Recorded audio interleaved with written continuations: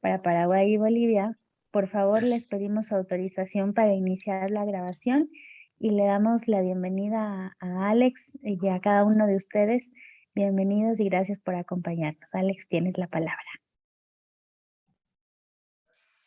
Muchas gracias, Cris. Bueno, bienvenidos todos, todas a esta segunda y última videoconferencia de este módulo. En esta videoconferencia, a diferencia de la anterior, que la idea era como revisar un poco más la parte teórica, yo quisiera centrarme en revisar los puntos o los componentes que están descritos en el texto, pero que también forman parte del trabajo de este módulo, ¿no?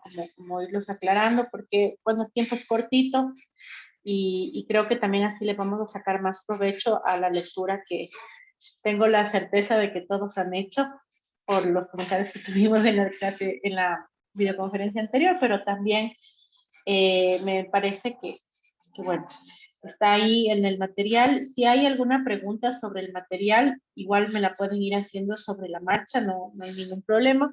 Pero como les digo, yo había pensado en ya no centrarme tanto en esta parte de que es todavía teórica, que era la parte de la dimensión actitudinal del cuidado, sino más bien concentrarme ya en lo que son las herramientas y explicar un poco a qué nos referimos con esto de las herramientas, ¿ya? Entonces, déjenme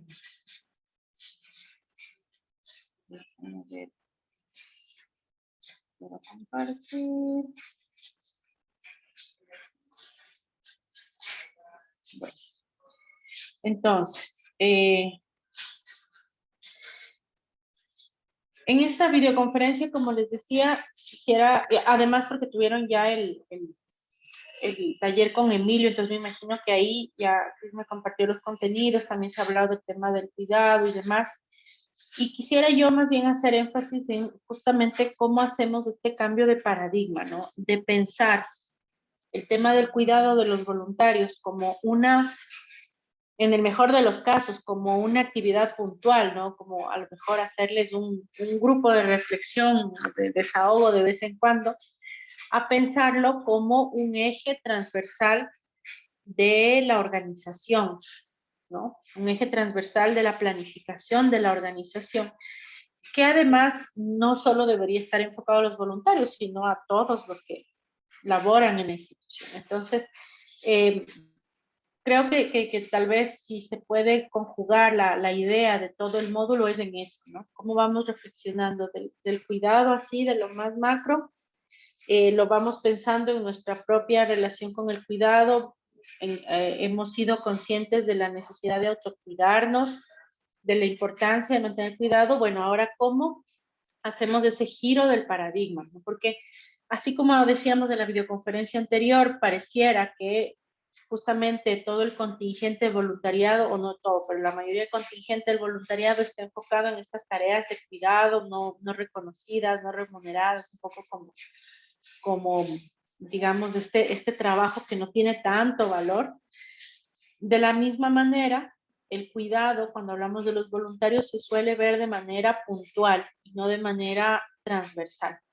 Y yo creo que un ejemplo muy claro de eso es lo que está pasando ahora, ¿no? Con la pandemia y que creo que puso sobre la mesa justamente esto, ¿no? Estoy pensando específicamente en los médicos y cómo, por lo menos aquí en el Ecuador, me imagino que no es solo aquí, queda clarísimo que el sistema en el que trabajan los médicos no considera el cuidado para nada. O sea, y es así desde que los médicos son estudiantes, ¿no? Como sin estas consideraciones transversales de lo que es el cuidado, la salud mental, la salud física, ¿no? Que es más bien un sistema que trata como de sacar muchísimo, digamos, aprovechar muchísimo el talento humano, pero sin tener como este paradigma, ¿no? Y decimos, bueno, hay que cuidar a los médicos que están atendiendo el tema del COVID y entonces hacemos un grupito de briefing o de defusing o de intervención en crisis y ya está el cuidado. Pero en realidad no es eso donde queremos llegar, sino a pensar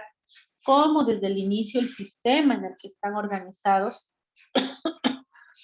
este personal, la forma en que trabajan, la forma en que se distribuyen los materiales, los turnos, etcétera, contribuye o no contribuye al bienestar y el cuidado del personal.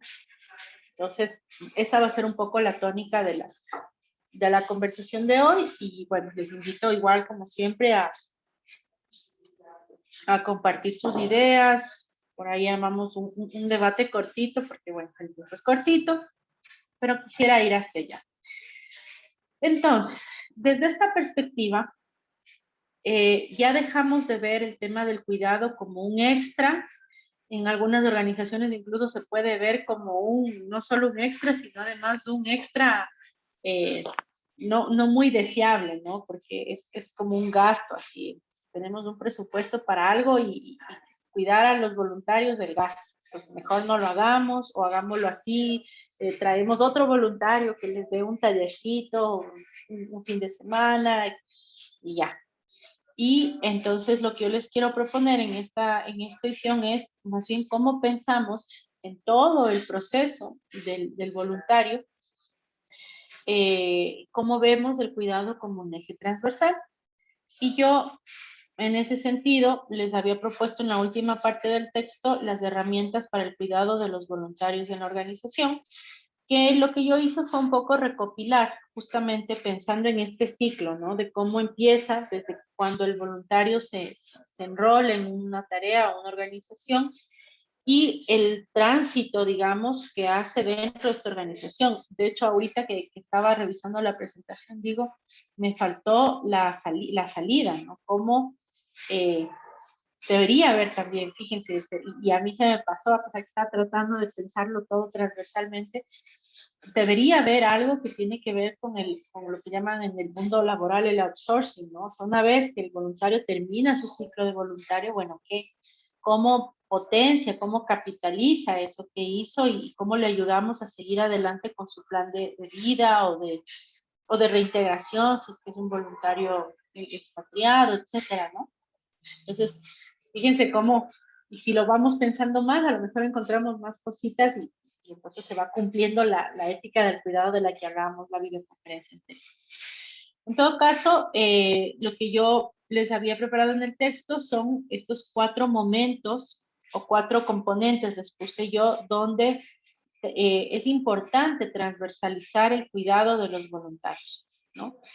Y voy a ir explicando cada uno de ellos, y ustedes pueden ir haciendo las preguntas que consideren pertinentes o comentarios, y también los voy a ir explicando en términos de que ustedes puedan entender mucho mejor qué es lo que yo espero del trabajo del módulo. O sea, cuando yo les pido en el trabajo para este módulo que hagan, bueno, primero como resumen para poder entender de qué son los voluntarios, qué trabajo hacen, un poco cuál es su perfil, pero realmente la parte del condumio, digamos, del trabajo es que ustedes puedan hacer el ejercicio de pensar actividades, yo les había puesto por lo menos 2, mínimamente 2, para cada uno de estos momentos de la relación de la organización con el voluntario, como un ejercicio que les permita a ustedes abrir este esquema de empezar a pensar el cuidado como eje transversal, ¿ya? Entonces, yo les había puesto estos 4 momentos que serían la selección, que es cuando el voluntario se enrola con la institución, un momento intermedio, que sería la preparación para el cuidado o capacitación para el cuidado, que ya les voy a explicar qué es.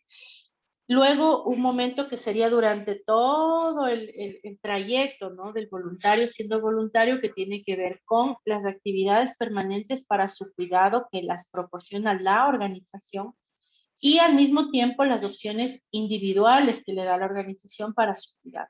Y ya voy a ir explicando cada uno de estos. Entonces, en primer lugar, tenemos el proceso del primer contacto y el enrolamiento del voluntario con la organización, y que parte básicamente de lo que en talento humano llaman la selección. Aquí no hay nada nuevo que aportar, digamos, porque muchísimo, y la gente que es experta en temas de talento humano, pues domina muchísimo este tema. Lo único que yo quisiera aportar es que, y me imagino que Julio César también lo propone porque lo hemos conversado algunas veces, que es importante tener un sistema de selección de voluntarios. Y esto tiene que ver con dos cosas, ¿no? Por un lado, lo que hablábamos en la videoconferencia anterior, el tema del autoconocimiento y de poder entender, ¿no?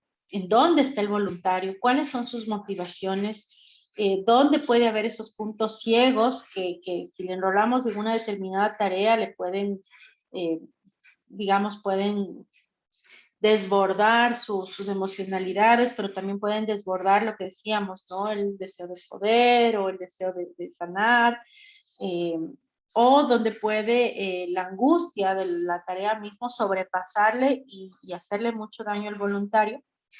Y por otro lado, también tiene que ver con la distribución de trabajo, ¿no? Y esto salió también en la videoconferencia anterior, que decíamos que muchas veces justamente hay una sobrecarga de trabajo a los voluntarios porque como sus tareas no están muy definidas, entonces un poco pueden hacer de todo, ¿no? Y terminan a veces o con una sobrecarga de trabajo que les quema, o por el contrario, con un montón de tareas súper indefinidas que no les permite concretar un producto que puedan ver, que puedan sentir que es su aporte voluntario y que produce muchísima frustración.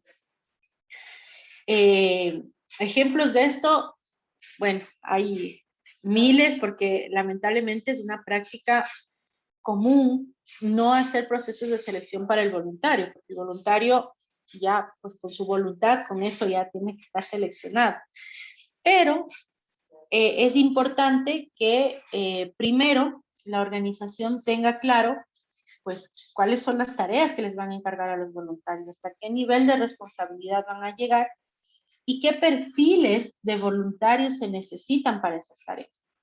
Y aquí sí yo quisiera aclarar que cuando hablamos de perfiles, no necesariamente hablamos de perfiles profesionales como los que hacemos para un cargo, porque ya vemos que hay muchas actividades de voluntariado que no se hacen, digamos, desde una profesión necesariamente, pero sí perfiles, por ejemplo, de personalidad, sí perfiles de motivación, sí perfiles de experiencia, ¿no? O sea, eso sí es importante hacer. Yo tengo una experiencia que me hizo reflexionar mucho de esto y fue justamente en el terremoto del 2016, ustedes saben, aquí fue muy devastador para la costa ecuatoriana, para Manabí, Guayas y Esmeraldas, y hubo yo creo que ese terremoto deberíamos describir algún rato porque fue una experiencia que puso de relieve todos los fallos en todos los sistemas de trabajo y asistencia humanitaria que tiene este país.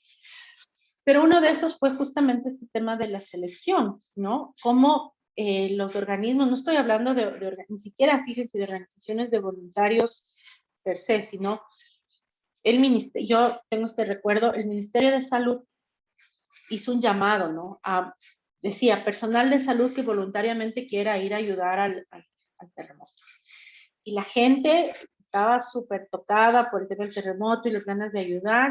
Y yo vivo cerca del ministerio, así que les vi, venían con sus maletas, sus mochilitas, porque además les dijeron, ya, vengan con la mochila, porque llegan y les subimos al bus y les llevamos a la zona del desastre. Vinieron con sus mochilitas, se subieron al bus y se fueron. Personal de salud. A este personal que estuvo en la primera parte de la emergencia, con otros colegas de la Universidad Católica, hicimos los grupos de contención cuando regresaron y el personal estaba devastado, devastado. De todo el equipo que fue del que nosotros, al menos del primer grupo, que fue el que recibió el mayor impacto, ninguno de ellos, que eran médicos, enfermeras y algunos pocos psicólogos, ninguno tenía experiencia en emergencia. Nunca habían trabajado ni siquiera en una emergencia, digamos, tal vez en la emergencia de un hospital, pero nunca en ningún otro tipo de desastre. Nunca, la mayoría era gente que tenía su consultorio privado y que trabajaba un poco esa onda. Y claro, llegar a una zona donde no había desastre, donde les tocó comer atún con galletas por 15 días, donde no había agua, donde había pérdidas, etcétera, fue muy devastador para la psique de este personal. Y justamente eso le planteamos al ministerio, ¿no? Bueno, sí es verdad que todo el mundo es personal de salud y sabía hacer lo que iban a hacer, suturar, qué sé yo, cosas que hace el personal de salud, pero no necesariamente tenían las condiciones ni de personalidad, ni de experiencia, ni de motivación como para poder hacer esa tarea. Es algo muy distinto a lo que veíamos, por ejemplo, en los bomberos. Los bomberos también son voluntarios, los equipos de bomberos, pero ellos están preparados para estas tareas y tienen todo un equipo, una organización detrás de ellos, un contingente que les da soporte antes, durante y después. Entonces, ver la diferencia entre cómo volvieron estos personal de salud y cómo regresaban los bomberos era abismal. Y la clave de eso estaba en un primer momento en la selección, ¿no? No todo el mundo puede ser voluntario para todas las tareas. No todo el mundo tiene las habilidades que se requieren para todas las tareas. No todos los voluntariados, por ejemplo, tienen que tener relación con las comunidades. No todo el mundo se siente cómodo haciendo eso. Hay gente que se sentirá más cómoda encerrada en una oficina haciendo cuentas o llevando registros en una bodega, que son también tareas valiosas, ¿no? Entonces, yo quería hacer como este énfasis y sobre todo pensar aquí en cómo nosotros creamos perfiles de voluntariado, ¿no? Perfiles que nos permitan, por un lado, establecer las tareas que van a hacer, por otro lado, como los requisitos o los recursos personales que se necesitan para eso, pero también que permitan dar continuidad a las tareas del voluntario, ¿no? Entonces, cuando un voluntario se va, pues sabemos que va a venir otro con un perfil muy similar a completar estas tareas. Entonces, también este proceso de selección no solo cuida al voluntario de rolarle en cosas que no va a poder soportar, pero también ayuda a que exista una continuidad en la tarea que está haciendo. Entonces, yo les había puesto en el texto algunos ejemplos de estas tareas de selección, ¿no? Como, por ejemplo, crear un perfil, hacer una entrevista, hacer una o algunas entrevistas previas, digamos, para poder conocer el voluntario, entender por dónde va. Por ejemplo, un voluntario o alguien que viene con una motivación como súper idealizada, ¿no? Y vengo porque voy a cambiar el mundo y ayudar y no sé qué. Nosotros ya sabemos, por la lectura que hicimos de la videoconferencia anterior, que es un voluntario que está en mucho riesgo de quemarse y de quemar a otros y de meterse en problemas. Y entonces ya sabemos que tal vez tenemos que darle más seguimiento o que tal vez tenemos que ponerle en una tarea que tenga como un marco muy, muy concreto para que no se desborde su deseo de ayudar, o en últimas que no puede ser voluntario en nuestra organización. Entonces yo creo que ese es como un ejercicio muy interesante que les animaría a hacer en esta primera parte que llamaríamos de selección. El segundo momento, que es cuando ya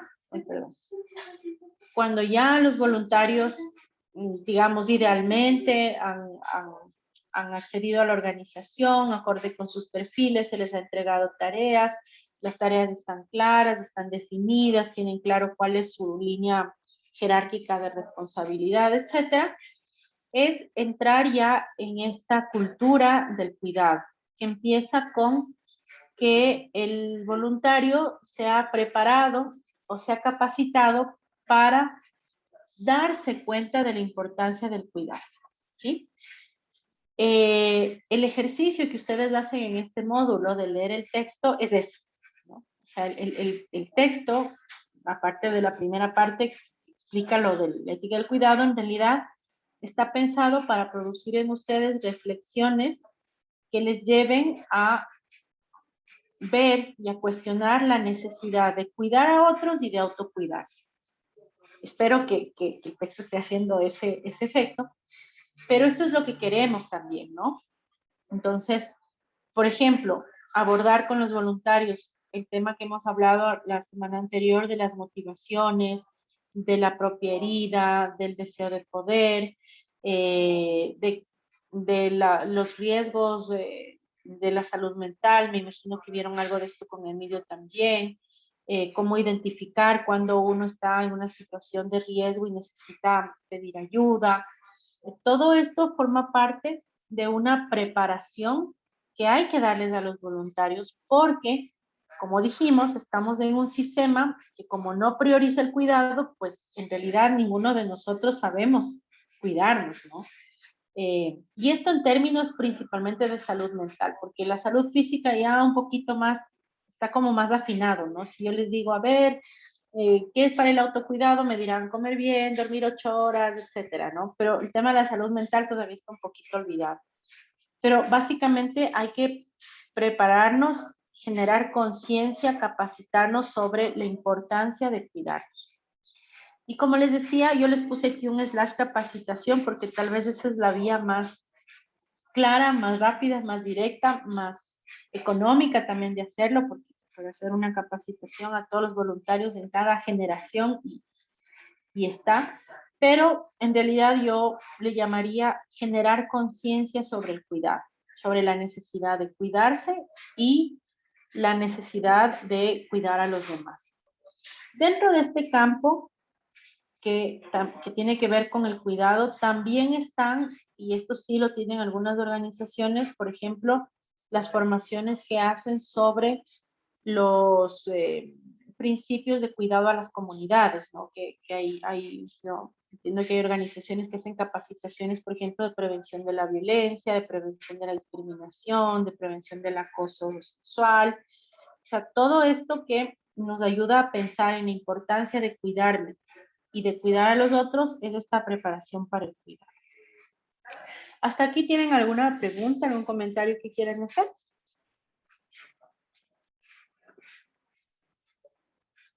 Sí, María. Hola, gracias. Es un caso bien específico, pero quería saber en esto del cuidado, por ejemplo, yo trabajo con jóvenes y los jóvenes muchas veces están definiendo su personalidad, ¿no? Y me ha tocado, por ejemplo, ver violencia de pareja, ¿no?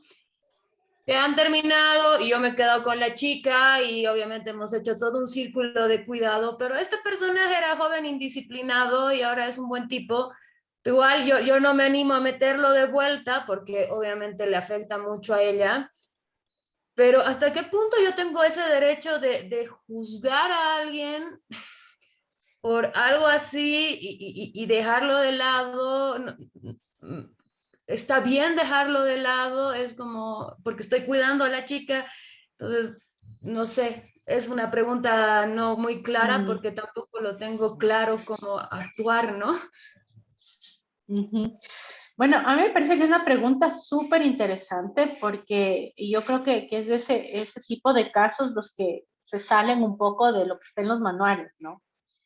Eh, Mira, yo te diría que ahí es importante como apegarse a los principios de la organización y a los protocolos que tengas. Y fíjate, aquí ya salta otro tema.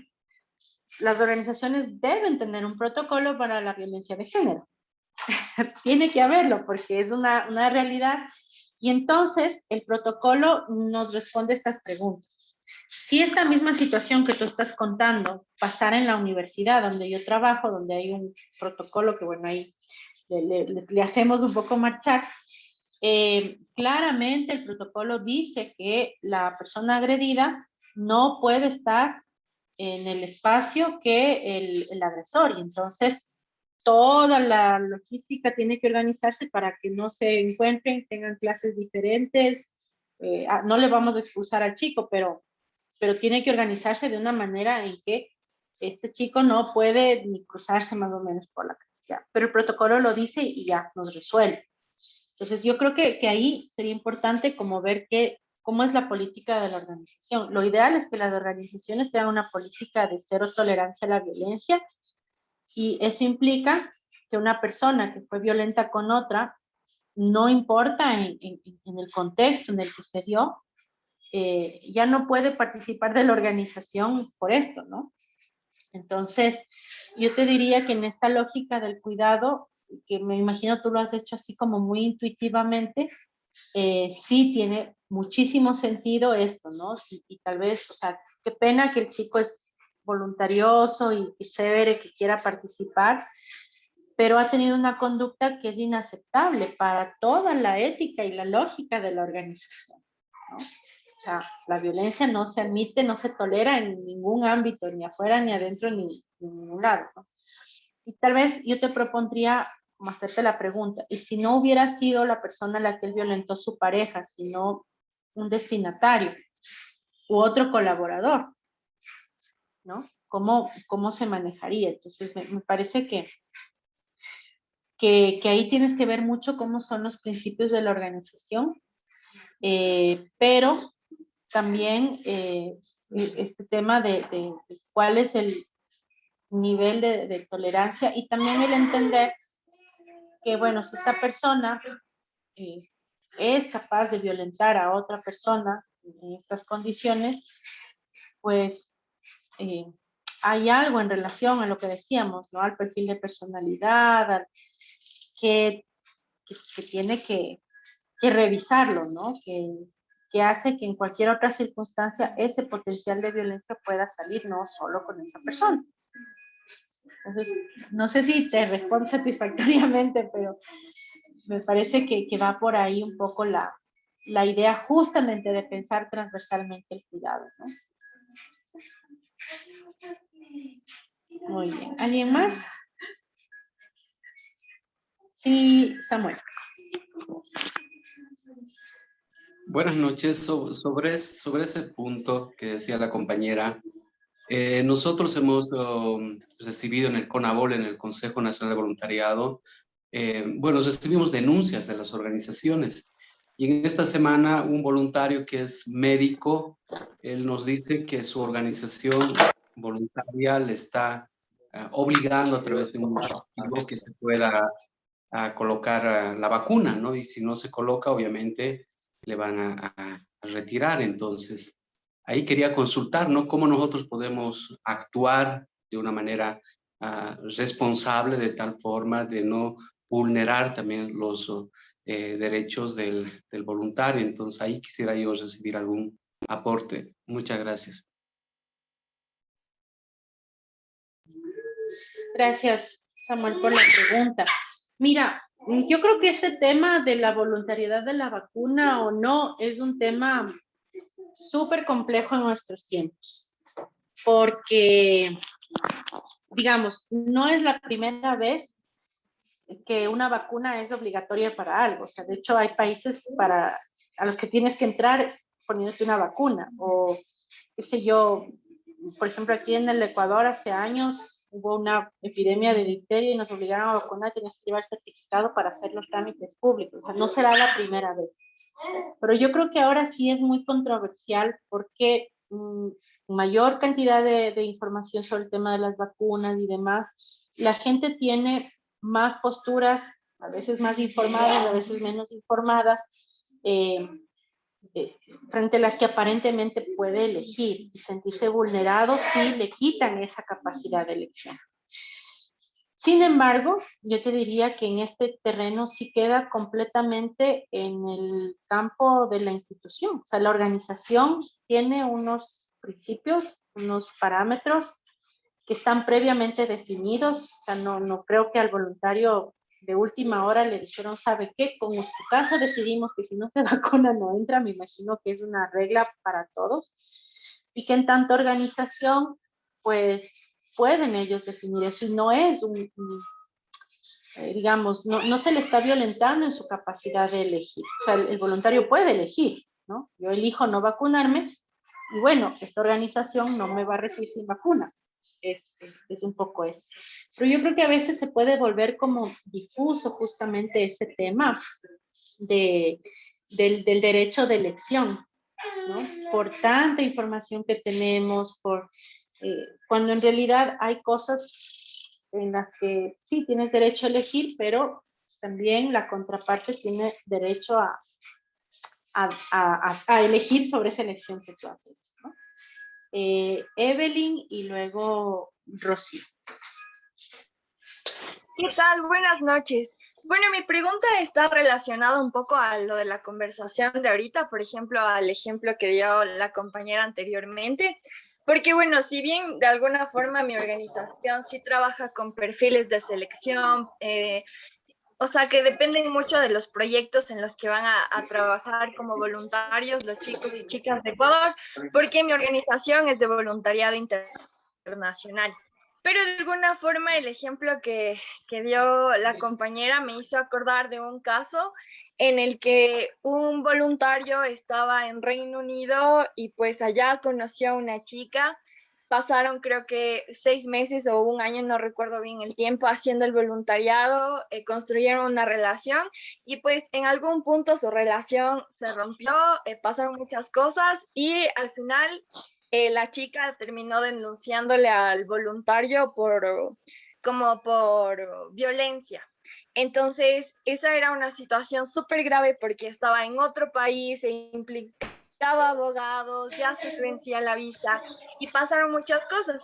Entonces, mi pregunta en específico es, para hacer este proceso de selección, aparte del perfil que nosotros necesitaríamos para los proyectos de voluntariado, es necesario estos test de personalidad, perdón, que mencionaban.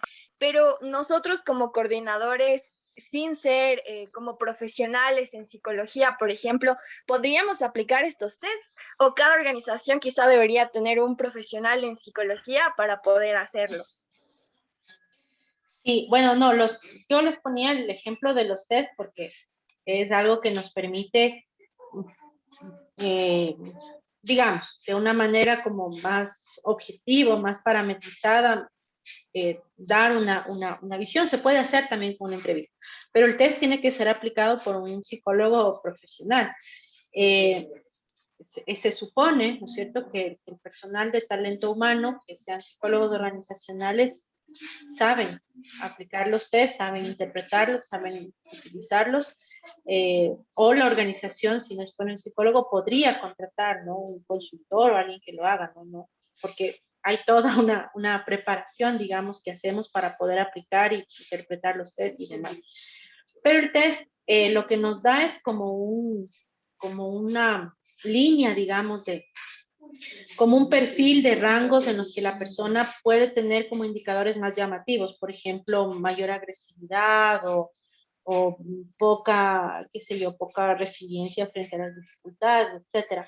Pero yo creo que en el caso que tú cuentas, y eso apunta al siguiente punto que voy a hablar, justamente tiene que ver con las actividades permanentes de acompañamiento.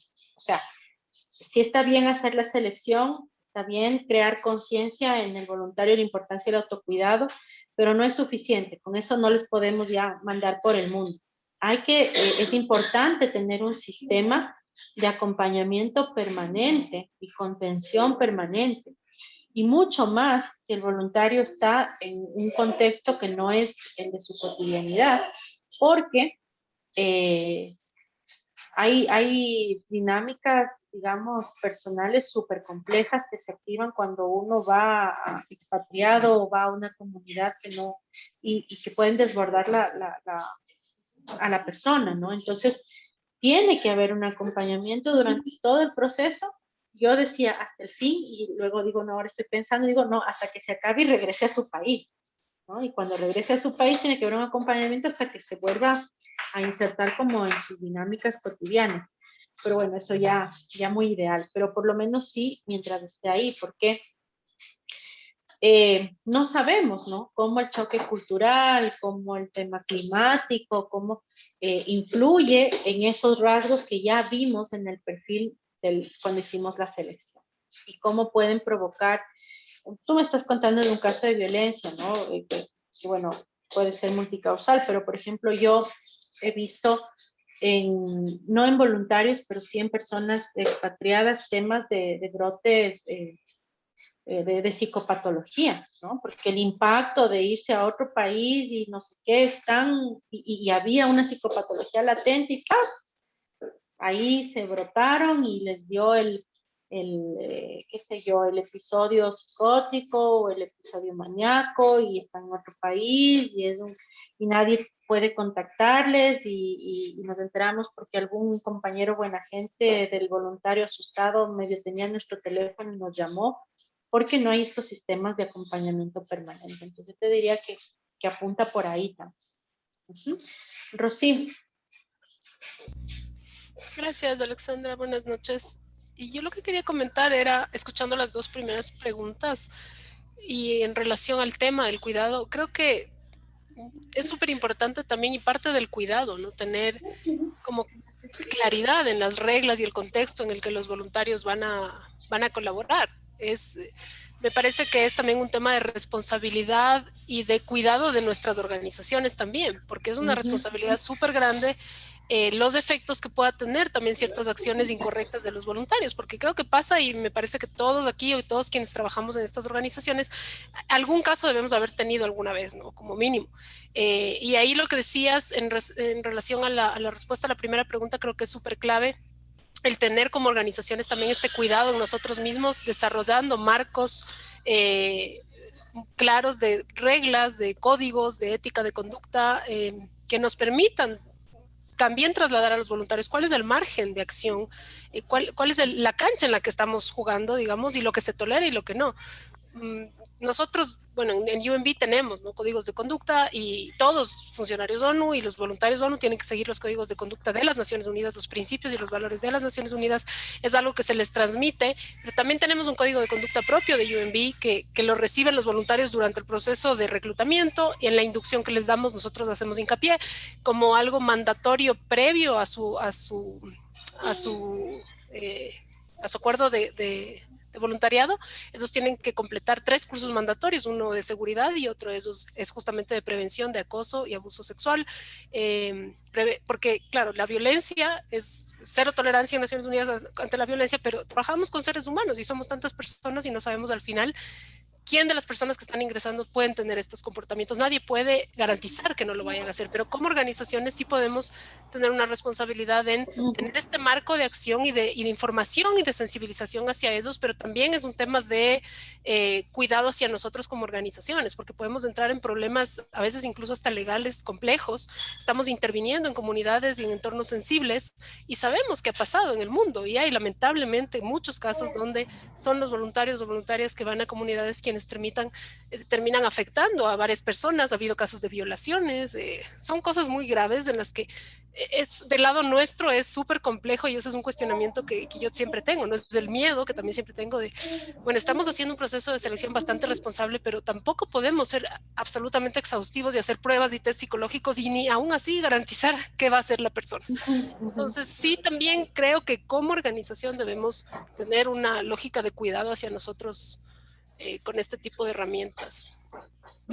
Gracias. Sí, coincido con Rocío plenamente y fíjense de nuevo, ¿no? Cómo vamos ampliando el tema de la transversalización del cuidado, no solo a hacer el grupo o acompañarle al voluntario o hacer el taller, sino que tenemos que pensar en cómo la organización toda en su estructura tiene estos elementos que influyen en los protocolos. Sí, Mariana. Justamente ya hemos visto que se necesita un protocolo previo, pero alguna vez les he dicho, yo he tenido psicosis, se me han muerto voluntarios, una voluntaria se me ha caído 2,5 metros a un hueco, ¿no ve? Creo así pensándolo que en ese momento, por ejemplo, yo estaba en un lugar que yo no conocía y que si hubiese tenido un mapa de salida para saber qué calles eran más rápidas, a qué hospital me dirijo, y eso lo he aprendido después con otras organizaciones mucho más grandes, pero que trabajábamos en ayuda humanitaria, entonces como que hay que salir, tienen todo planeado, y tal vez, o sea, con mi psicosis hubiese sido mucho más fácil, la gente que tenía psicosis, hubiese sido mucho más fácil trabajarlo si en algún minuto hubiésemos hecho lo que llamamos en mi grupo flujodramas, ¿no? O sea, ponerte a pensar lo peor y cuáles son las respuestas que podrías dar, porque todo puede pasar, realmente todo. Entonces, tal vez también, más allá del protocolo previo, tener un protocolo para qué pasa cuando pasan estas cosas, porque remoto de Haití me he agarrado voluntarios en Haití y yo estaba durmiendo aquí en La Paz, Bolivia, y mucho no podía hacer, ¿no ve? Entonces, creo que ponerte a imaginar las cosas y generar también los lazos y las respuestas con organizaciones y otras cosas puede ser interesante. Sería doble protocolo, terrible. Sí, pero yo creo que justamente, mira, y esto que yo te cuento también viene de mi experiencia, ¿no? O sea, también yo fui voluntaria y también estuve, yo digo, yo tengo un ángel así de la guarda que ves que es súper bueno porque estuve expuesta a situaciones súper peligrosas. Yo fui voluntaria de UNV y como dice Rocío, creo que fue la experiencia más donde uno dice, así debería ser el voluntariado, ¿no? Súper cuidada, me monitoreaban, me llamaban a ver dónde estoy, cuando me perdía del radar, etcétera, diferente. Pero en otras organizaciones, con mucha exposición, y eso me ha llevado a hacer estas reflexiones, ¿no? O sea, ¿por qué las organizaciones, y no solo el voluntariado, las organizaciones humanitarias en general, como que no logran, tal vez sí porque dicen, porque esto es ayuda humanitaria, no logran como crear estos protocolos, pensar en estos escenarios, ¿no?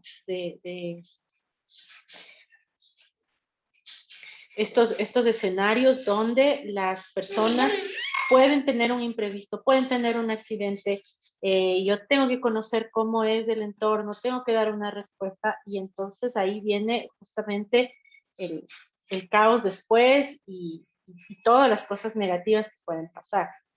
Entonces, por eso les decía, esto es una idea de transversalizar. No es solo el área de voluntarios que se encargue, es toda la organización, cómo pensamos el cuidado de todos, incluidos los voluntarios. Les pido que me den un segundito, por favor.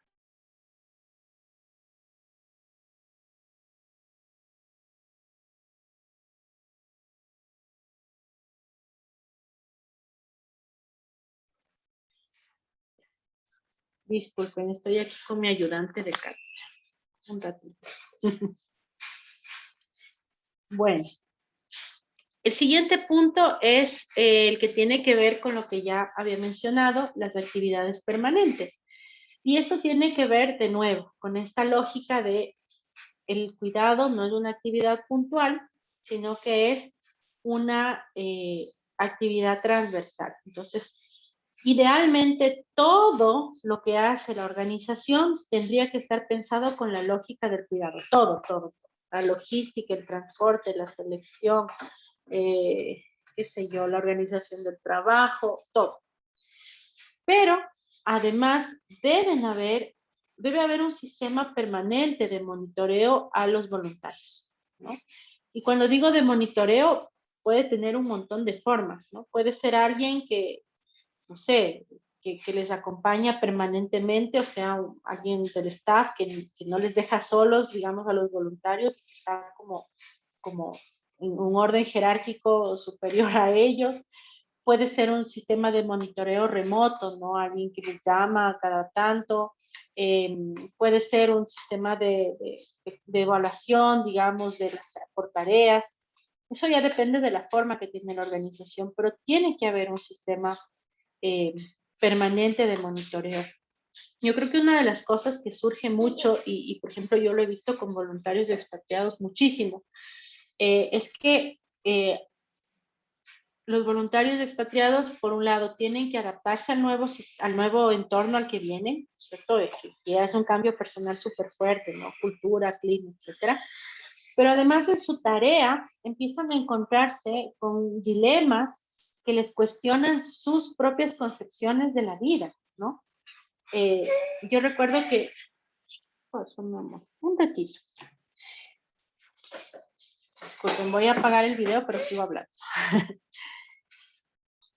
Yo recuerdo que había un voluntario que, por ejemplo, me comentaba que le impactaba mucho o que le hizo cuestionar mucho en su vida cómo él en su país tenía, no sé, un montón de recursos, un montón de medios, etcétera, y vino acá a aportar en una comunidad donde la gente vivía pues en la pobreza, donde él empezó a sentirse como súper culpable, porque decía, bueno, acá la gente no sabe lo que es realmente sufrimiento, etcétera.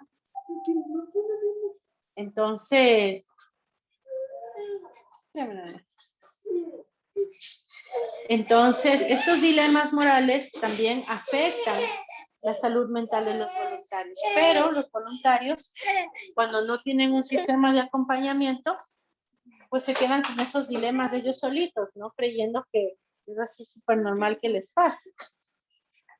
Entonces es importante como tener este sistema de seguimiento, sea que lo hace una persona específica, sea que es parte como el acompañamiento, pero hay que llevar el registro de lo que les está pasando, de cómo están experimentando esa vivencia, de qué reflexiones, de qué dudas, de qué angustias van surgiendo en el contacto con la relación con los destinatarios. Entonces aquí, pues también la imaginación es el límite, ¿no? Actividades permanentes, yo les había puesto como las de salud mental clásicas, ¿no? Tener estos grupos de reflexión, periódicos, quincenales, mensuales, pero también puede haber un seguimiento individual, pero también pueden tener, como les decía, un seguimiento remoto. Ya va a depender de cómo la organización se organice, ¿no? Yo creo que a mí, por ejemplo, me ayudó muchísimo cuando yo estuve en UNB, yo estuve UNB en Colombia, y la persona que estaba a cargo del UNB era, bueno, no sé si esa sea su función, bueno, Rocío nos contará, pero se daba el trabajo de llamarnos a todos los voluntarios todas las semanas, ¿no? A preguntarnos cómo estábamos, cómo llevábamos la cosa, cómo nos sentíamos. Y realmente para mí era como muy esperado eso, porque era un soporte de entender que la integración no era tan fácil, ¿no? El tema de ser expatriado, de estar solo, un montón de cosas. Y eso permitía que tú puedas irte como organizando mejor en la relación con el trabajo. Entonces, esa sería la idea de las actividades permanentes. No sé si tienen preguntas o comentarios sobre este punto.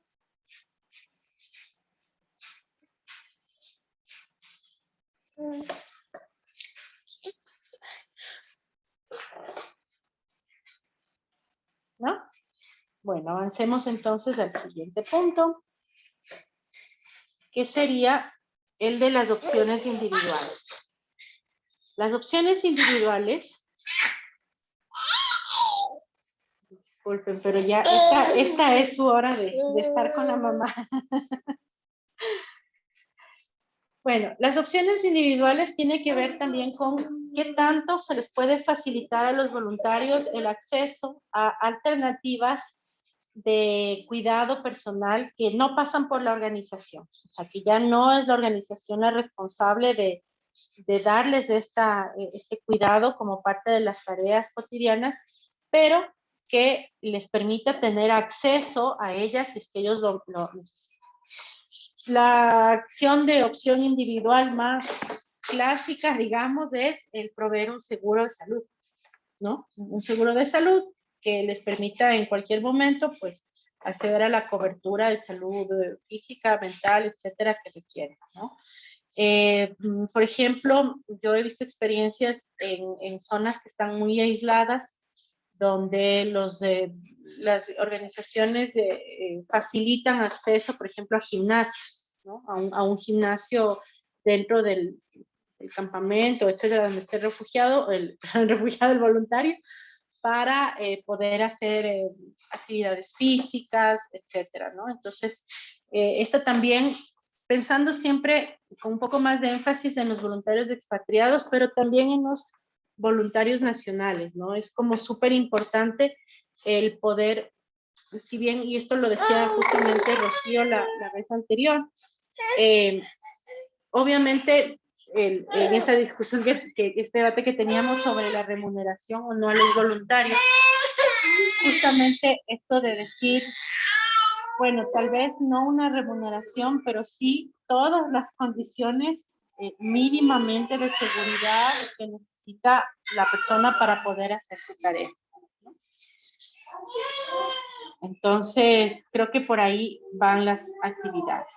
La idea del trabajo final es que justamente podamos idearnos en base a nuestra organización, a los perfiles de los voluntarios que tienen. No todas las organizaciones tienen el mismo perfil de voluntarios. Hay unas que tienen voluntarios profesionales, otras no, gente mayor, gente más joven. Poder pensar dos actividades para la selección del personal, 2 actividades para esta preparación o conciencia del cuidado, 2 actividades más en la línea de formas permanentes de seguimiento y 2 actividades de opciones individuales de cuidado. ¿Sí? Esa es la tarea que tienen que hacer para este módulo. Y como les digo, el objetivo es un poco poder pensar, hacer el ejercicio, ¿no? Fíjense que ahorita solo con las preguntas que han salido ya vemos cómo va saliendo la necesidad. Nos hace falta estos protocolos, nos hace falta tener, no sé, un árbol de contactos, pensando en lo que Mariana comentaba, ¿no? Tal vez habría que tener un árbol de contactos en la zona local, donde están los voluntarios para poder reaccionar en caso de emergencia, ¿no? O tener un conductor, como tú decías, a lo mejor que conozca las rutas para poder ir al hospital, etcétera, ¿no? Entonces, si es que ese es un riesgo, digamos, si es que es un voluntario que trabaja y el riesgo de caerse es como parte del trabajo, pues habría que tener un protocolo para que eso suceda, ¿no? Entonces, bueno, ahorita yo quisiera ya abrir el espacio para que ustedes me comenten, me pregunten, o podamos ir así viendo otros temas que hayan sido de su interés o que no les hayan quedado claros con las lecturas. Y podemos aprovechar estos últimos 30 minutitos en eso. Sí, Fabiola. Buenas noches. No, yo quería comentar un poco sobre el último punto. Lo iba a comentar antes, pero ya que lo tocaste, es el tema del seguro de salud, ¿no? Por ejemplo, en el caso del voluntariado en el Perú es obligatorio que el voluntario, antes de empezar a realizar su tarea de voluntario, esté asegurado, ¿no? Y ahí, si no lo cubre la empresa o la organización, lo tiene que cubrir el Estado. O sea, el Estado ofrece este sistema integral de salud, ¿no? Gratuito.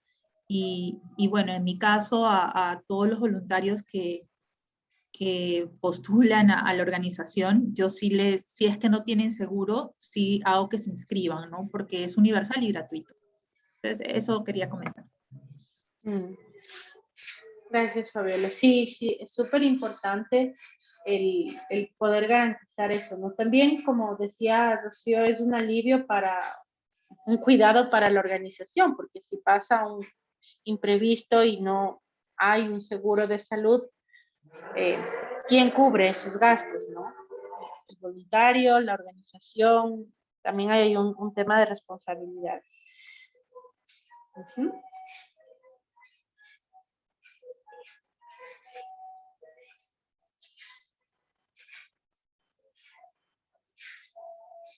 ¿Alguien más quiere comentar o preguntar?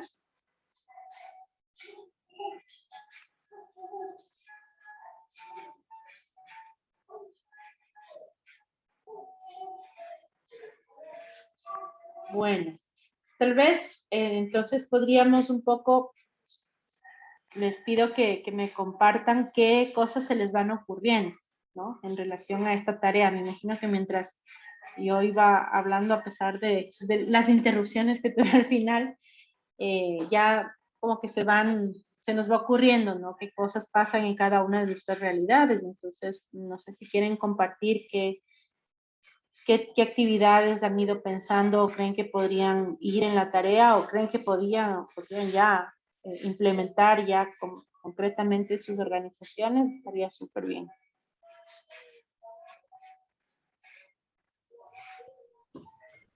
Me parece importantísimo lo que Mariana comentaba del flujo grano. Y lo digo porque sí, también nosotros tuvimos una situación en que quisimos ayudar a habitantes de calle, pero nosotros no hicimos como bueno, vamos a ir a cierta localidad, pero no tuvimos en cuenta en qué punto íbamos qué punto íbamos a llegar, a qué calles íbamos a llegar.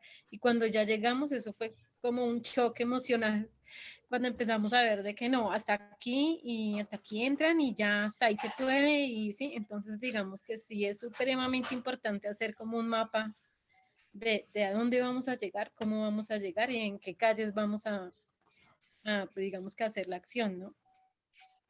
Importante. Sí, y yo te digo que esto es importante porque esa es la tarea de voluntario que ustedes hacen. O sea, si la tarea de voluntario es entrar a zonas que pueden tener como algún tipo de peligro, parte del día a día es planificar cómo entrar, cómo salir, cómo protegerse al entrar, no sé, qué sé yo, que siempre hay que entrar acompañado de una persona local, no sé. Pero fíjense, ahí ya vamos pensando estas cosas que muchas veces pasan. Yo no lo voy a decir así como que tengo una certeza, tengo una sospecha de que tal vez, porque a mí me ha pasado personalmente, que tal vez somos un poco ingenuos al creer que porque estamos haciendo una tarea voluntaria y que busca unos objetivos positivos, no tenemos que pensar en los peligros que puede haber, ¿no? Entonces me da la impresión que puede estar por ahí esto, ¿no? Mariano.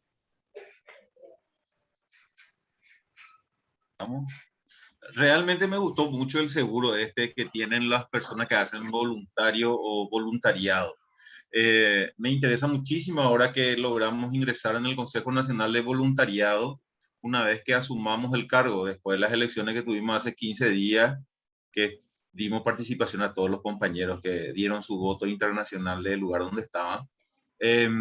Voy a proponer yo de que el sistema de seguro social en el Paraguay es extremadamente ineficiente, pero dentro de su ineficiencia contemple un programa para las personas que están haciendo voluntariado, que están registradas como organizaciones de voluntariado y que tienen registrados a sus voluntarios como tales en el registro de voluntarios que tenemos en el Paraguay. Me gustó muchísimo esa experiencia.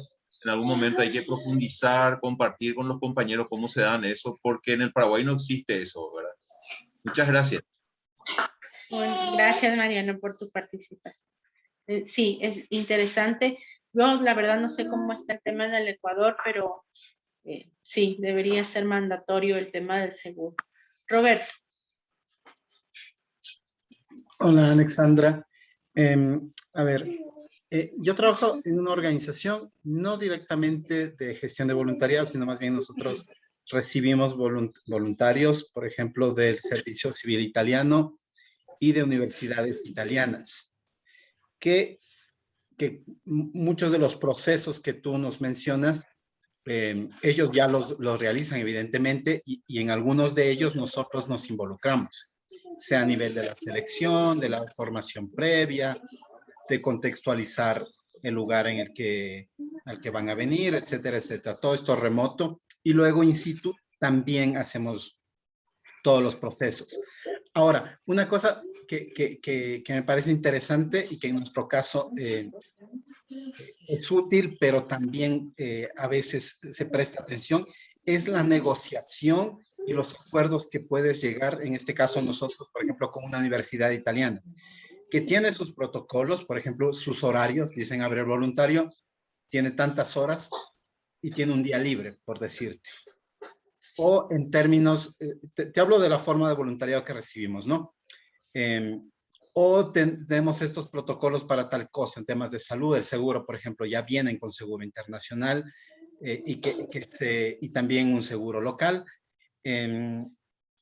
Entonces, yo no sé si otros tengan esta experiencia, también porque los demás son de organizaciones eminentemente de gestión de voluntariado, que nosotros somos una fundación en donde el voluntario llega y se inserta en nuestros programas, no tiene una actividad no es responsable directo de una actividad, sino que se inserta en un equipo, en una actividad precisa con permanente acompañamiento, pero la negociación con su origen, llamémosla así, dígase servicio civil o universidad, en algunos casos se presta, porque se presta a controversias justamente por el desconocimiento del territorio, de la actividad precisa, pero yo creo que sí es muy importante y a nosotros incluso nos ayuda muchísimo el hecho de desde el principio establecer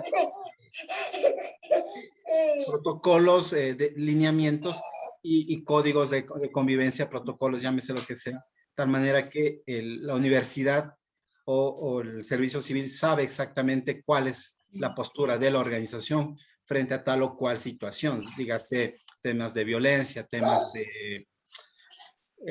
más delicados, posible acoso, posible de pasar del voluntariado a intentar relaciones más personalistas. Entonces, como que dejar en claro, a nosotros nos ha funcionado y no sé si otros tienen esa experiencia o tú también podrías comentar algo más sobre eso, que como digo, siendo una organización que no gestionamos grandes volúmenes de voluntariado, sino más bien que recibimos, para nosotros es básico tener eso bien negociado, llamémoslo así.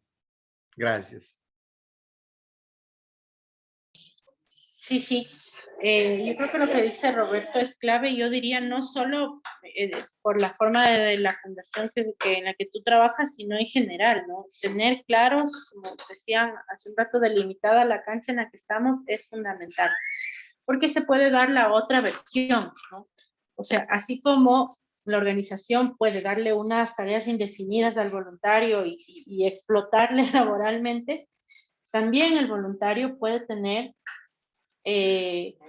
digamos, al decir, bueno, yo soy voluntario y estoy aquí porque yo quiero estar aquí, también puede extralimitarse y causar un impacto negativo en el proyecto o en la comunidad o en la institución. Entonces, creo que las reglas claras, los protocolos claros son fundamentales y cuidan de lado y lado, ¿no? Cuidan al voluntario, cuidan a la organización. Y sí me parece importante ahí siempre, no se olviden, esto es como un tema así clave, siempre un punto central es la motivación. Yo creo que eso también nos ayuda a entender por qué las personas quieren voluntariar, por qué vienen al voluntariado, qué les mueve y en ese sentido también hacia dónde se van a mover, qué tan dispuestas están, por ejemplo, a seguir los protocolos, ¿no? Yo en el ¿Sabías qué? De este curso les puse un video justamente de le dicen turismo voluntario o algo así, ¿no? De estas personas que van a hacer turismo voluntario, turismo, algo así.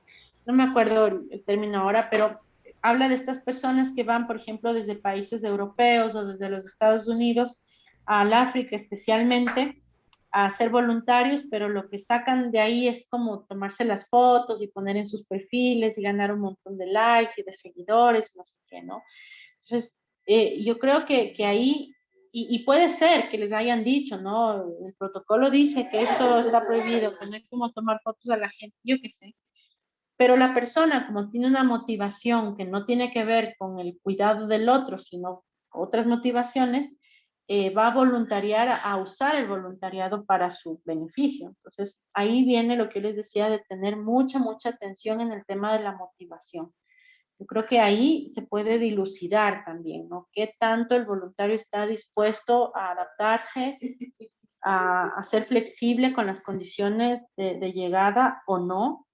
Si está en condiciones de hacer el trabajo o de estar en el contexto en el que se le va a incluir o no, y si realmente va a ser algo positivo para él y para la organización o no, que también puede haber voluntarios que se convierten en una pesadilla para la organización justamente por esto, ¿no? Que no respetan los protocolos, no quieren seguir las reglas, no se ajustan a los equipos, etc. Mariana.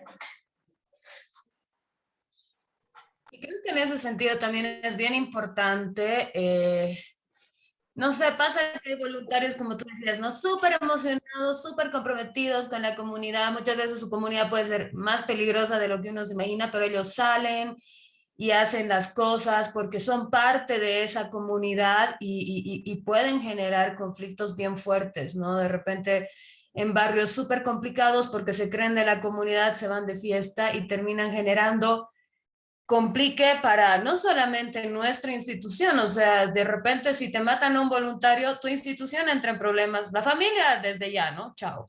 Tu institución en problemas, pero tienes un montón de otras organizaciones que están tratando de ayudar a esa población, a ese país, pero porque tienes un voluntario súper integrado en la comunidad, súper integrado según él, puedes terminar teniendo una serie de problemas que eso no siempre se puede manejar desde la selección, pero es creo que un punto que se tiene que tomar en cuenta también. Sí, y por eso les decía, el acompañamiento es clave, porque tal vez se te pasa en la selección, o sea, le ves así tan animado, pero si tú le estás acompañando permanentemente vas a pescar eso. Antes de que se vaya de fiesta vas a pescar que está en eso y le vas a poder decir, mira, veo esto, o reforzar el protocolo, o de plano sacarle de ahí, ponerle en otra zona donde haga menos daño, pero solo se puede hacer eso si tú conoces al voluntario y todas las cosas que se activan en el proceso de voluntariado. Si no, si solo le viste el día que le recibiste y luego ya nunca más no sabes los conflictos internos que están sucediendo en ese proceso y las cosas que se van dando, ¿no? Paola y después Rocío.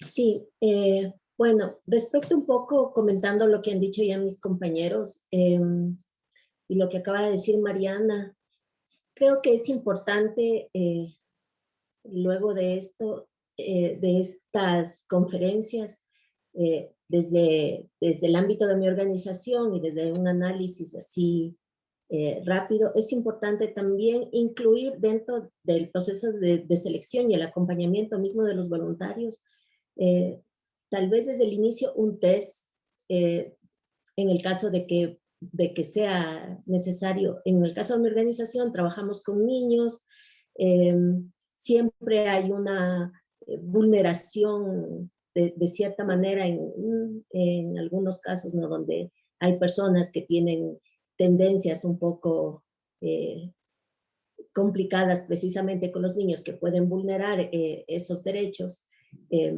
Entonces es importante incluir para el proceso de selección de voluntarios esto, este ámbito de poder identificar previamente. Si no se puede, muchas veces se pasan estos filtros, pero si no se puede, más adelante tener precisamente un protocolo que vaya de la mano con las políticas, con el trabajo interno de la organización para poder desarrollar, no sé, las medidas pertinentes para que ese voluntario salga de la mejor manera sin que sea perjudicial ni para los beneficiarios, ni para la organización, ni que esto pueda conllevar un trámite judicial un poco más complejo. En el caso de Ecuador es más difícil aún porque no tenemos una ley de voluntariado específico bajo la cual nos podamos basar, pero creo que sí hay otros reglamentos y que también están contempladas estas restricciones dentro de los contratos que se realizan. Ahora también comentar un poco lo que ha dicho Roberto respecto al tema de, por ejemplo, de esto de salud de los voluntarios.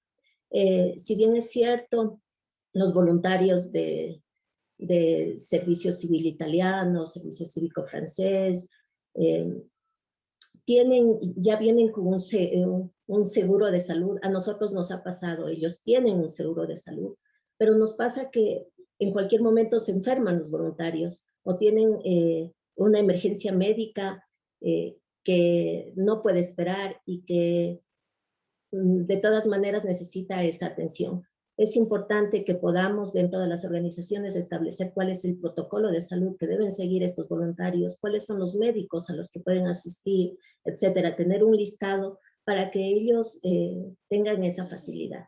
Y luego también el acompañamiento que también hemos visto que es necesario, es un acompañamiento más bien personal del voluntario, no solo para las actividades que realiza, sino como una parte de contención de cada una de las acciones que ellos desarrollan, porque muchos de ellos están directamente relacionados con los beneficiarios. Estos beneficiarios tienen muchos conflictos personales, sociales, que muchas veces lo descargan con los voluntarios y luego los voluntarios a lo mejor pueden descargarlo un poco en las organizaciones si se da el caso, pero se quedan con mucho de eso.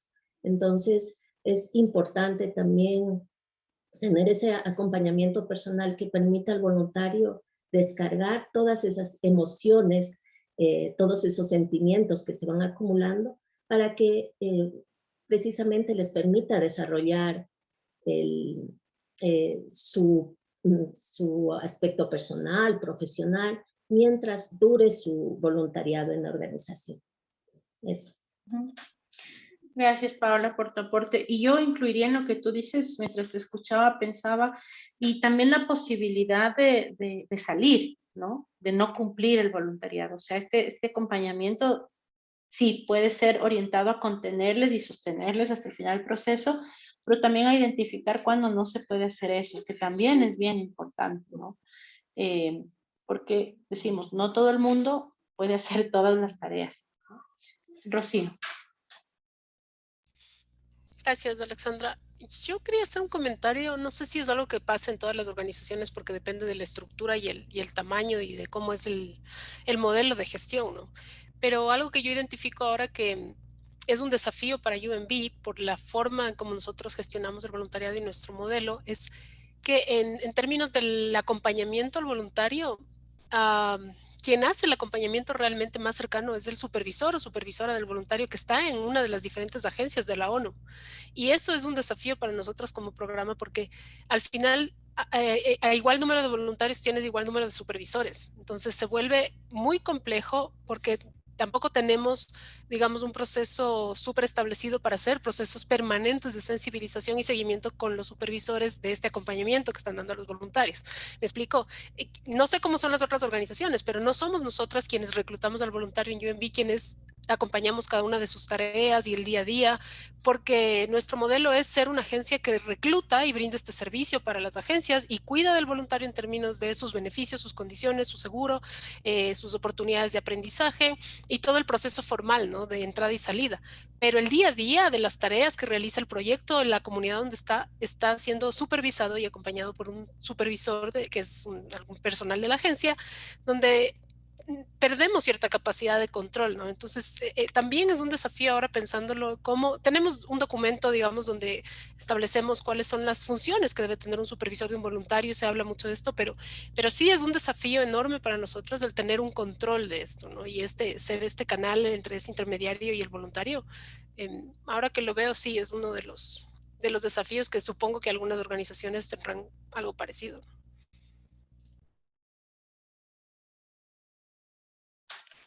Evelyn, no sé si quieres responder a de Rocío, luego yo digo lo que lo que puedo responder. No, nada, yo solamente quería animarme a compartir la experiencia de cómo funciona como nuestra red con respecto al cuidado. O sea, no era una respuesta a Rocío, no sé si Alexandra quiere responderle y luego lo cuento o lo cuento ahora. Dale, yo luego puedo. Ya, entonces, por ejemplo, sí es súper complejo como trabajar en esto del cuidado porque no todo está dependiendo en el caso nuestro de nuestra organización como tal, porque si bien nosotros nos podemos encargar de la etapa de selección, en la etapa de capacitación, pero el acompañamiento real en nuestro caso de nuestros voluntarios internacionales depende de la organización que le recibe. Entonces, nosotros pertenecemos a una federación que se llama ICYI y esta federación tiene un montón de comités nacionales en todo el mundo. Entonces, lo que nos ayuda a nosotros a hacer este proceso bien es que cada organización tiene que cumplir con unos mínimos de acompañamiento. Entonces, por ejemplo, aquí en Ecuador, nosotros trabajamos directamente con la coordinación de voluntarios outgoing, que en este caso soy yo, y la coordinación de voluntarios incoming, que son los voluntarios extranjeros que vienen a Ecuador a su voluntariado. Entonces, por ejemplo, la organización que recibe a mis voluntarios en otro país también tiene esta misma coordinación. Entonces, aparte del apoyo que reciben aquí en Ecuador, luego cuando llegan al país tienen este apoyo del coordinador que les recibe y en el proyecto también tienen otra coordinación. Entonces, esta otra coordinación es quienes les acompañan en cuanto al trabajo. Y esto es súper importante, especialmente la coordinación que reciben de la organización como tal, porque cuando hablamos de voluntarios internacionales estamos hablando de que están también, por ejemplo, viviendo en familias hospederas.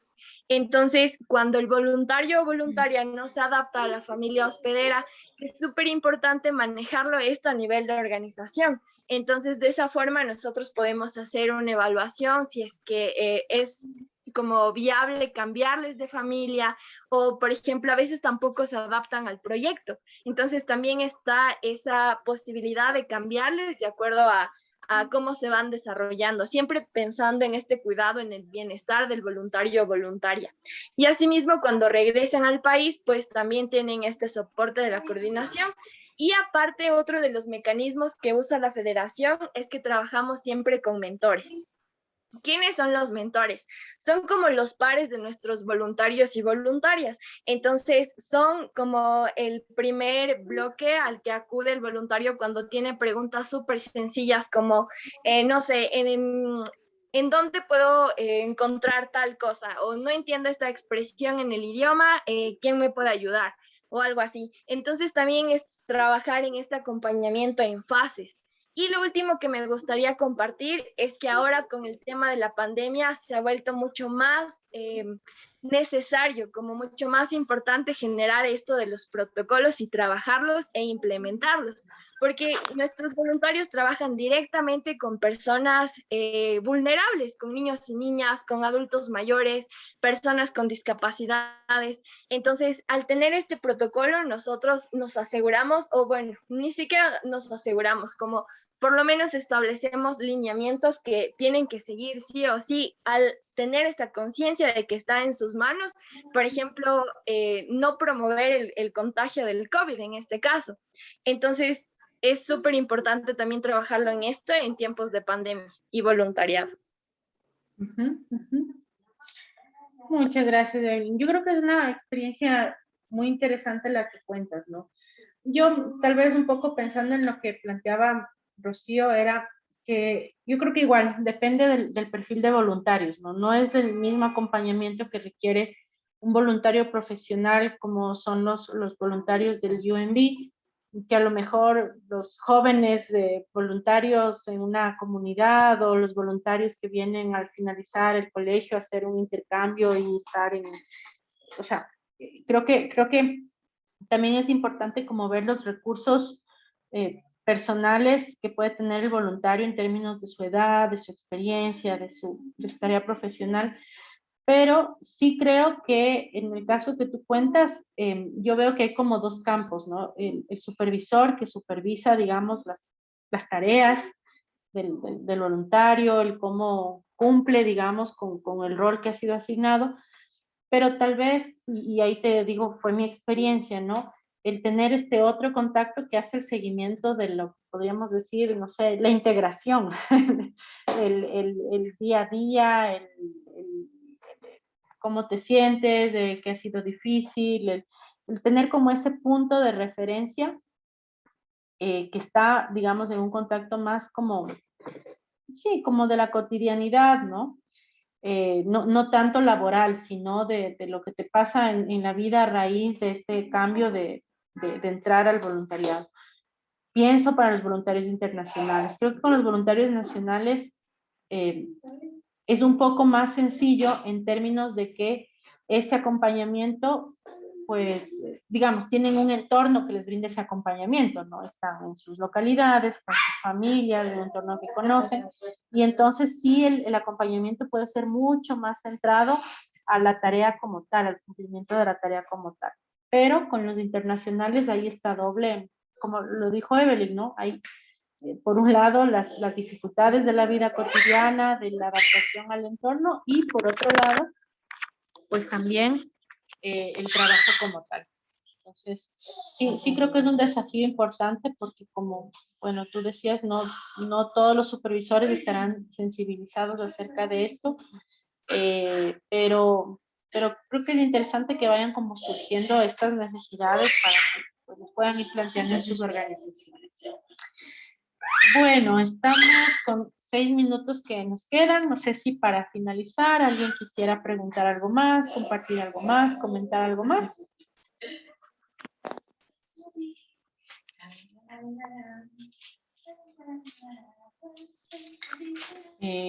Fabiola. Sí, era un pequeño comentario, ¿no? A lo que había mencionado Paola sobre cómo proteger también a los beneficiarios, ¿no? De aquellas personas que de pronto dentro de sus perfiles o en el momento de selección no se identificó que puedan tener problemas con los niños o personas vulnerables, ¿no? En su trato, ¿no? Y que puede llevar a un abuso, ¿no? Comentarles que en nuestro caso tenemos una política de protección a la infancia y a personas vulnerables, ¿no? Y que cuando hacemos la selección del voluntariado, hacemos firmar una declaración jurada de conocimiento, ¿no? de esta política, ¿no? Como para proteger un poco a las personas, a los beneficiarios, ¿no? Y también cuidarnos institucionalmente, ¿no? Porque en un caso de denuncia, o sea, también la institución se ve afectada, pues, ¿no? Frente a estos casos de abuso que podrían suceder. Ese era el comentario. Muchas gracias, Fabiola. Sí, muy pertinente tu comentario. Miguel. Bueno, básicamente yo tengo una consulta sobre la tarea final, Alexandra. Si más o menos poder responder eso para cerrar la charla, y le doy la oportunidad a mi compañera Rocío. ¿Hasta qué fecha tenemos tiempo de presentar las tareas? Ahí sí le pediría ayuda a Cris. Me parece que es hasta el... No lo tengo ahorita, no sé si Cris o Brigitte. Puedo tomar la palabra, Alex. Es hasta el viernes, tal como está en el calendario. Ahora, entendemos que todos los profes tienen como cierta apertura, y dentro del calendario tan ajustado que tenemos podemos ir haciendo algunas negociaciones, ¿no? Entonces no sé si quisieran hacernos alguna propuesta, cómo están de tiempos, o si hay alguna necesidad, porque conmigo han conversado con un par de personas, pero nada más. Entonces más bien acordarlo en este momento si vemos la necesidad de ampliar el plazo.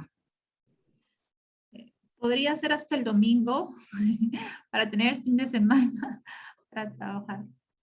Sí, yo tenía entendido, y por lo que se ve en el módulo, dentro del módulo, está estipulado que recién termina el módulo el 21, 22 más o menos.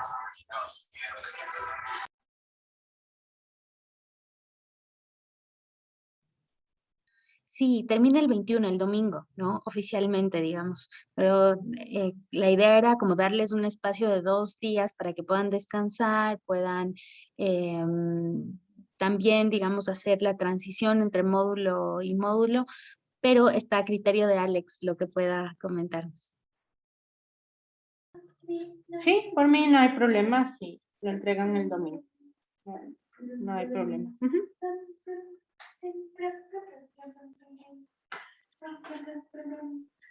Bien, gracias. Entonces, si les parece, podríamos acordar que se entregue el domingo a la medianoche, ¿no? Como fecha límite.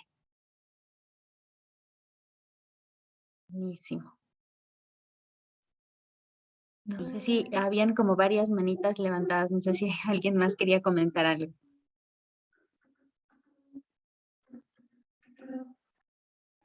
Yo la había levantado, buenas noches, pero era para ver si lo podían dejar para el lunes, pero pues ya se definió el domingo. Gracias. Una duda, ¿y podemos hacerlo en conjunto a las personas de la misma institución?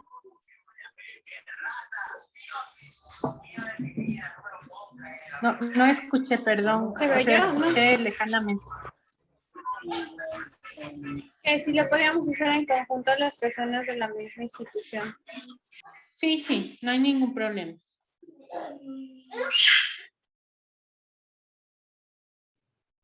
Hay muy poquitos casos, ¿no? De personas que están como con 2 representantes por institución, pero de ser esa la situación, creemos que no hay problema.